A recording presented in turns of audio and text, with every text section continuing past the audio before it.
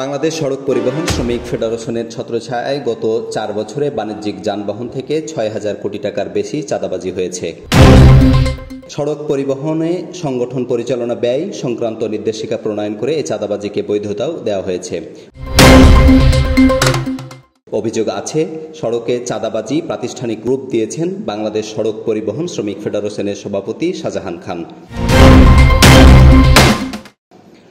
ফেডারেশনের অন্তর্ভুক্ত 249 শ্রমিক ইউনিয়নের মাধ্যমে চাঁদা তোলা হয়েছে। এর একটি বড় অংশ নিয়মিত গেছে শাহজাহান খানের পকেটে। ফেডারেশনের শীর্ষ নেতা হওয়ার সুবাদে পরিবহন মালিক সমিতির অপর প্রভাবশালী নেতাকে সঙ্গে নিয়ে সড়ক থেকে কোটি কোটি টাকা চাঁদাবাজি করেছেন শাহজাহান খান। শুধু তাই নয়, তার ছিল মাস্তান বাহিনী। এই বাহিনীর কাছে বছরের পর বছর জিম্মি পরিবহন মালিকরা। নির্বাচনী হলফনামায় দেওয়া তথ্য অনুযায়ী 2008 সালে শাহজাহান খানের বার্ষিক আয় ছিল 6,85,000 টাকা, যা 2024 সালে তার মাসিক আয় দেখানো হয়েছে 2,21 লাখ টাকা। এই সময়ে তার আয় বেড়েছে প্রায় 32 গুণ।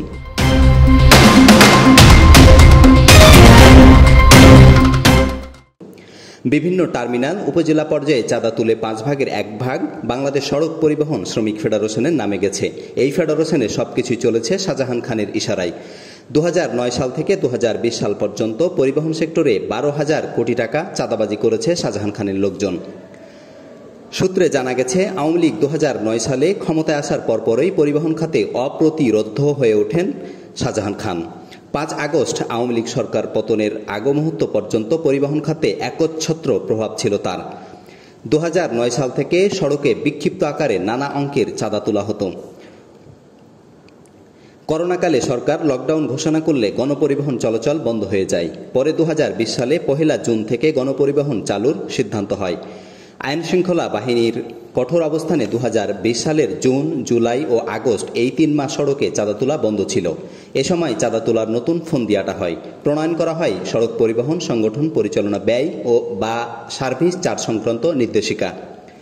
এই নির্দেশিকা প্রণয়নের সঙ্গে যুক্ত ছিল বাংলাদেশ সড়ক পরিবহন মালিক সমিতি, সড়ক পরিবহন শ্রমিক ফেডারেশন, বাস, ট্রাক ও ওনার্স অ্যাসোসিয়েশন, ট্রাক ও কাভার্ড ভ্যান মালিক সমিতি। নির্দেশিকার 41টি ধারায় সড়কে চাঁদাবাজিকে দেওয়া হয় প্রাতিষ্ঠানিক রূপ। নির্দেশিকায় ঢাকা মহানগর এলাকা ও শহরতলিকে কে কোথায় চাঁদা তুলবে, আন্তঃজেলায় যান চলাচলে ঢাকার কোন স্পটে কারা চাঁদা তুলবে তা নির্ধারণ করে দেওয়া হয়। বিআরটিএ সূত্রে জানা গেছে, 2024 সালের জুন পর্যন্ত দেশের নিবন্ধিত বাণিজ্যিক যানবাহনের সংখ্যা 8,57,753টি। এসব যানবাহন থেকে দিনে একবার করে 50 টাকা হারে চাঁদা তোলা হলে এর পরিমাণ দাঁড়ায় 4,28,87,650 টাকা। এই হিসাবে নির্দেশিকার প্রণয়নের পর 2020 সালের 10 সেপ্টেম্বর থেকে 2024 সালের 31 জুলাই পর্যন্ত শুধু বিআরটিএ এর নিবন্ধিত বাণিজ্যিক যানবাহন থেকে 6,94,33,50,650 টাকা চাঁদা তোলা হয়েছে। বিগত সময়ে বিএনপির নির্দলীয় তত্ত্বাবধায়ক সরকারের দাবি সহ অন্যান্য দাবিতে বৃহৎ পরিসরে আন্দোলনের ডাক দিলেই বন্ধ হয়ে গেছে সড়কের যান চলাচল। এর নেপথ্যে ছিলেন এই শাহজাহান খান। সড়কের নিরাপত্তা নিশ্চিতে কঠোর শাস্তির বিধান রেখে সড়ক পরিবহন আইন প্রণয়নের অন্যতম বাধাও ছিলেন এই শাহজাহান। জানা যায়, শাহজাহান খানের ব্যবসা প্রতিষ্ঠান সার্বিক কনস্ট্রাকশন, সার্বিক শিপিং লাইন চট্টগ্রাম, সার্বিক ফুড ভিলেজ সবকিছুই তার পরিবারের সদস্যদের নামে। বিশেষ করে ঢাকা মাদারীপুর রুটের সার্বিক পরিবহন কোম্পানিতে একক আধিপত্য তার। এই পরিবহনের ব্যানারে 200টিরও বেশি গাড়ি চলাচল করত। এই পরিবহনের ব্যবস্থাপনা পরিচালক করেছিলেন তার ছেলেকে। পরিবহন শ্রমিকদের গডফাদার হিসেবে খ্যাত শাহজাহান খানের বিরুদ্ধে অভিযোগ রয়েছে, সারা দেশে শ্রমিকদের নানা অপরাধমূলক কর্মকাণ্ডের পৃষ্ঠপোষকতা করতেন তিনি।